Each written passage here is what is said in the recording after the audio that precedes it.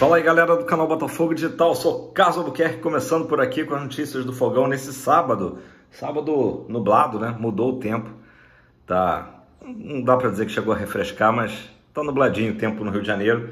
Gente, ontem, como era previsto, lá no Espaço Lonier, em Vargem Grande, foram reintegrados os jogadores Oscar Romero e também o Diego Hernandes. Então voltam a treinar com o grupo, né? Cerca de 10 dias depois de toda aquela confusão lá em Fortaleza, beleza? Quem também está treinando no Lonier, mas num grupo à parte, tá?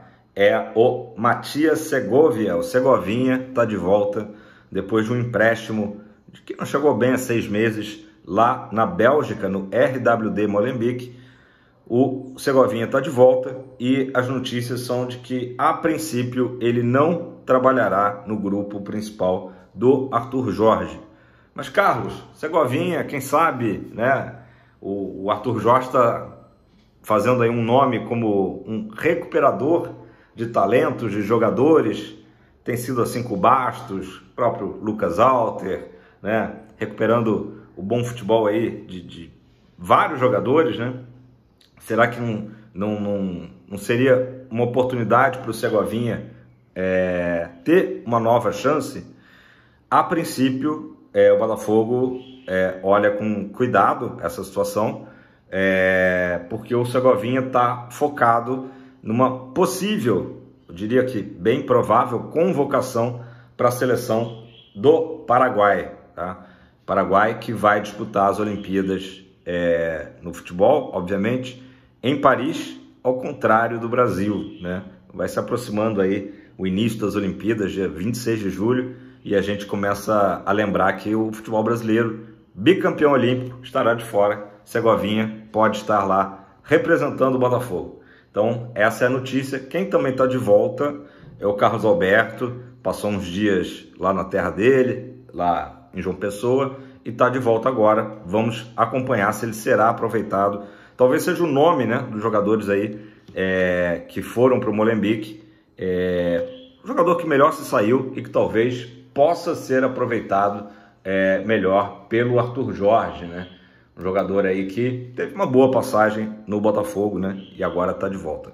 Então, basicamente é isso, galera. O Vitória da Bahia, né, nosso adversário, que foi eliminado pelo Botafogo na Copa do Brasil, entrou com uma representação na CBF, reclamando um pênalti, um suposto pênalti que o Júnior Santos teria cometido ali no início do jogo, né? Então, a reclamação, enfim, Vitória tem direito a essa reclamação, um lance que é difícil, de interpretação, o VAR não chamou, né? E aparentemente o árbitro achou que o contato que houve não foi suficiente, não teve força suficiente para ser considerado ali uma penalidade, né? Se a gente for falar também de arbitragem, um lance que chamou muita atenção, inclusive foi falado nos programas do Sport TV, que deveria ter sido expulso o jogador Mateuzinho, né, do Vitória, que dá uma tesoura, né, no Marlon Freitas na segunda etapa. Aliás, o bom jogador Mateuzinho, mas nesse lance realmente foi uma entrada bem dura e ganhou apenas o cartão amarelo. Então,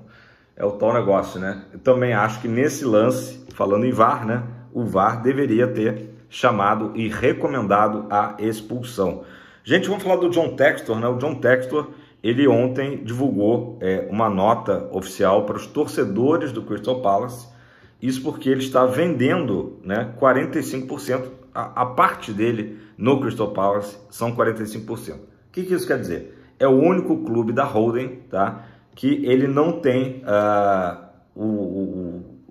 maioria das ações, né? Ele não é o acionista majoritário. No Botafogo ele tem 90%, no Lyon também é o majoritário, no RWD Molenbeek também é majoritário, no Crystal Palace ele tem 45%, e segundo essa nota, ele diz que o Crystal Palace hoje, não sei se foi uma alfinetada isso, né, dirigido, né, de forma ali, mão forte e tal, pelo seu presidente, não precisaria mais seguir fazendo parte da Eagle Holding, né? Então, foi uma carta ali mais ou menos de despedida, citou os cases de sucesso do Lyon e também citou do próprio Botafogo, né? Se referiu ao Botafogo como um clube histórico do Brasil que estava num momento dificílimo e que o conseguiu através dele, da Igor Holden, o renascimento do Botafogo. É mais ou menos isso, o Botafogo que saiu da segunda divisão e hoje disputa os primeiros lugares da Série A do Brasileiro. Ainda dentro dessa situação toda, o Textor ele não está abandonando a Premier League não, tá? Ele quer ter um clube inglês, só que por leis locais, enfim, e até mundiais, né, da própria FIFA, ele não pode ter dois clubes simultaneamente. Então primeiro ele tem que vender a sua parte de ações do Crystal Palace e depois ele pode adquirir outro clube e, segundo informações, poderia ser o Everton, tá? Só que o Everton está num imbróglio danado com a empresa 777 norte-americana que gere ou geria até alguns dias atrás o Vasco, né? A gente sabe aí, a 777, por onde ela passa, tem muita confusão envolvida. Então, claro que o Textor também deixou claro que quer que tudo seja resolvido para depois, quem sabe, fazer uma proposta para adquirir o Everton, tá? Então, é interessante a gente saber que o Crystal Palace, que fazia parte da família Igor Holden, aí está com os dias contados, né? Mas segue muito firme, Lyon, Botafogo, naturalmente, aí os projetos maiores. Galera, vamos falar um pouquinho de grana, né? A notícia do Júnior Santos, já prontamente desmentida pelo empresário norte-americano John Textor, mas a gente acabou sabendo como é que está a questão salarial. Hoje o Júnior Santos tem um salário que, para os moldes do futebol, para o padrão do Botafogo, é considerado baixo, né? Foi divulgado isso pelo canal do Jorge Nicola, 370 mil seriam os vencimentos do Júnior Santos, que chega a ser, por exemplo, comparando, né, abaixo do que ganha o zagueiro argentino Alexander Barbosa, tá? Recém-chegado e que atualmente nem é titular, né? E as propostas que foram feitas ao Botafogo e negadas, né? O Botafogo não topou nem sentar para conversar, de Cruzeiro e Grêmio, né? Do Grêmio foi no início do ano. O Júnior Santos ganharia o seguinte, tá? O Grêmio ofereceu um salário de 750 mil, tá?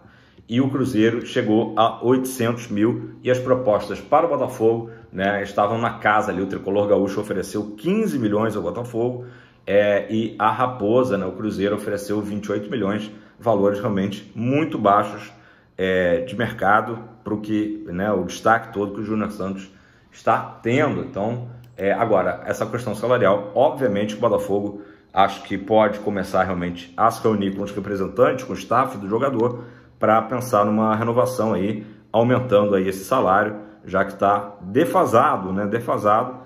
Lembrando, né, que o contrato dele com o Botafogo só daqui a 1 ano e meio, só dezembro de 2025 termina, mas acho que seria bom o Botafogo realmente premiar, né, o raio. Gente, a CBF, ela mudou a data, felizmente, né, mudou a data do jogo entre Botafogo e Fluminense. Estava marcado para o Dia dos Namorados, 12 de junho, e o problema não era nem o Dia dos Namorados, era a questão do horário da partida, 5 da tarde de uma terça-feira. Então a CBF mudou, né? Não só esse jogo, os outros jogos que seriam no dia 12 passaram para o dia 11, tá? Terça-feira, jogo marcado 20 horas, tá? Então pelo menos dá tempo da galera se movimentar, sair do trabalho e ir direto para o estádio Newton Santos. Só lembrando, o Botafogo joga agora dia 28, terça-feira, contra o Júnior Barranquilla, lá na Colômbia. Depois, dia 1º, em São Paulo, contra o Corinthians, na Arena Neoquímica, 9 da noite. E agora, dia 11 de junho, o clássico vovô, Botafogo e Fluminense, 8 da noite. Foi uma boa mudança. Beleza, pessoal? Gente, para a gente finalizar o nosso vídeo de hoje, tem essa situação saindo em alguns canais, tá? Saiu também no GE, situação do Luiz Henrique, que esteve em um momento envolvido com aquela investigação lá na La Liga espanhola sobre casas de apostas, né? Só para a gente contextualizar, o Lucas Paquetá segue sendo investigado, até por isso, na época, ele deixou de ser convocado para a seleção brasileira. O Luiz Henrique deixou de ser convocado para uma seleção sub-20, mas a diferença é que o Paquetá ainda está sendo investigado, né? Parece que o envolvimento do Paquetá seria em 4 partidas, e o Luiz Henrique foi um jogo que ele tomou um amarelo e que teve um número ali suspeito, né, acima do normal de apostas, mas ele já foi liberado dessa investigação. O Botafogo, inclusive, tem em mãos um documento em relação a isso, lembrando que era da época que ele estava atuando pelo Real Betis da Espanha. Então, é sempre um assunto chato, desagradável, né? Mas que a gente, infelizmente, vai ver muito aí daqui para frente, envolvendo jogadores. Tomara, né, que não aconteça um caso, ainda mais com jogadores do Botafogo, né? Mas Luiz Henrique, tudo certo, dificilmente ele voltará a ser julgado em algum tribunal espanhol sobre isso, tá? Até porque eu falei, foi um jogo, um cartão amarelo, é aquela suspeita, né? Então não tem uma regularidade, diríamos, nesse sentido. Beleza, galera? Videozinho mais curto hoje, estou tentando gravar vídeos mais curtos. É difícil, porque são muitos assuntos.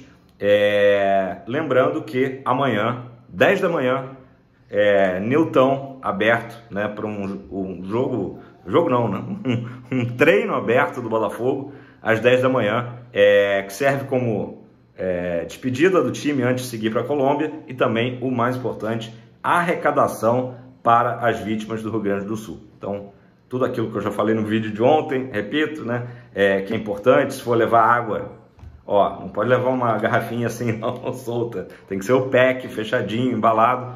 É uma das coisas muito importantes levar. Ração para cachorro, material de higiene, enfim, tá tudo descrito também nas redes sociais do Botafogo. Quem quiser pagar o ingresso também, que é optativo, R$10, né, um preço simbólico, mas o importante é realmente a torcida chegar junto. Eu tenho certeza que a leste inferior, que é o espaço para ser aberto, vai estar lotado, apoiando o time, comemorando as duas últimas classificações do Botafogo, Copa do Brasil e Libertadores, né? Empurrando o Botafogo para o primeiro lugar do grupo da Libertadores e, claro, ajudando os nossos irmãos gaúchos. Já deixe seu like, ótimo sábado para todos. Se você não é inscrito, tá esperando o quê? Faça parte da família Canal Botafogo Digital. Tamo junto, abraço, fogão pra cima!